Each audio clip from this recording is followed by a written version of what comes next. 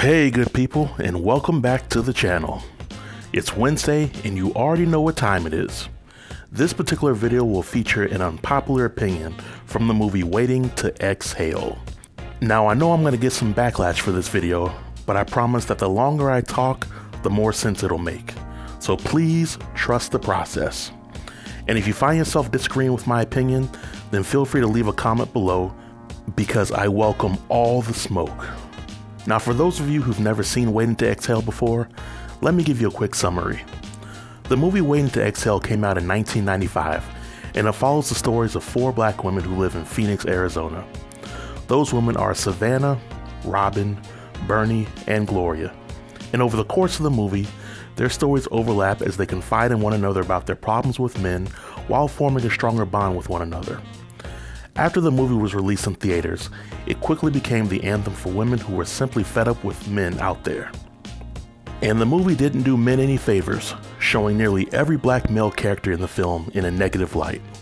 Truth be told, an unpopular opinion video could be made for each of the main characters in Waiting to Exhale. But for the purposes of this video, I'm going to focus on Bernie because her story is quite interesting and many fans of the movie look to Bernie as a hero. As the audience, we are introduced to Bernie as she's getting ready to attend a party with her husband John. And as she's getting dolled up, John breaks the news to her that he will be seeking a divorce and she doesn't need to attend the party with him. Bernie appears to be blindsided with this information, but she and John have had a rocky marriage for quite some time. Now at this point in the movie, I initially understood Bernie's anger, but when she correctly assumed that John was leaving her for a white woman, my instincts kicked in and told me that Bernie may have already known about the affair that John was having, but she kept quiet because John was taking care of her and the kids, and she didn't want to mess that up. During the first confrontation between Bernie and John, we as the audience see Bernie being extremely emotionally abusive towards John, using profanity, making racist statements about John's lover, and also questioning John's level of blackness. I can't speak for John, but I'm pretty sure when Bernie acted a fool in front of him during this scene, he knew for sure that he made the right decision to leave the marriage. After all, it's hard for me to believe that through the entire marriage, Bernie was the perfect wife, being cooperative, obedient, and submissive, but news of the divorce caused her to act a fool. I wouldn't be surprised if Bernie had a history of being mentally abusive towards John, essentially forcing him to cheat on her and ultimately leave the marriage for his own sanity. Now at this point in the movie, even though Bernie's conduct was unbecoming of a lady, I still believe from a legal standpoint that she was entitled to some fair compensation for the divorce.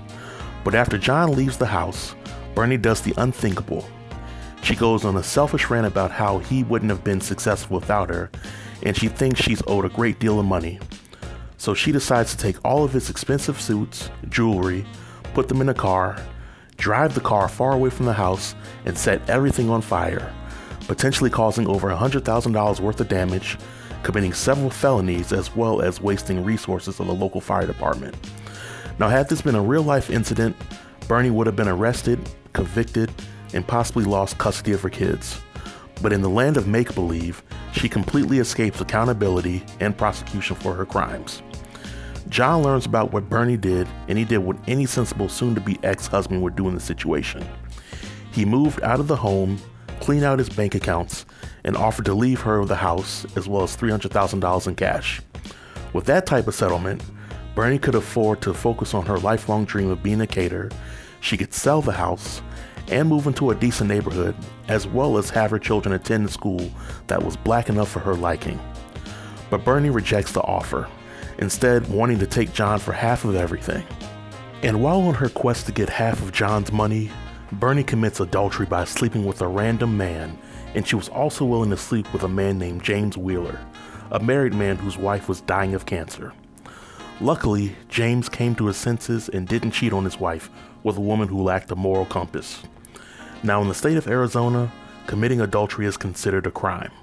But towards the end of the movie, Bernie's crime spree is rewarded with a divorce settlement of $1.5 million, a mansion that the kids will have to live in, a secondary house in Mexico, and $500,000 in stocks and bonds, and a car.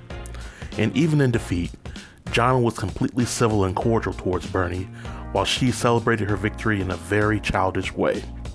So what does Bernie's cautionary tale teach us as a society?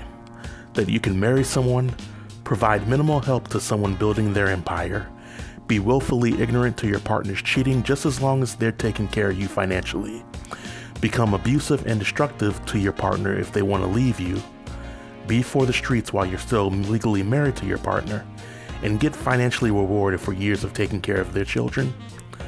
I'm sorry, but Bernie is no role model. She's a broken soul in need of healing, and in my opinion, she doesn't deserve a penny of that money. But that's my unpopular opinion. Well folks, this marks the end of my unpopular opinion video, and I know I'm gonna get some backlash over it, so feel free to let me have it in the comment section, and be sure to not hold anything back. But until next Wednesday, stay tuned and stay safe. Peace.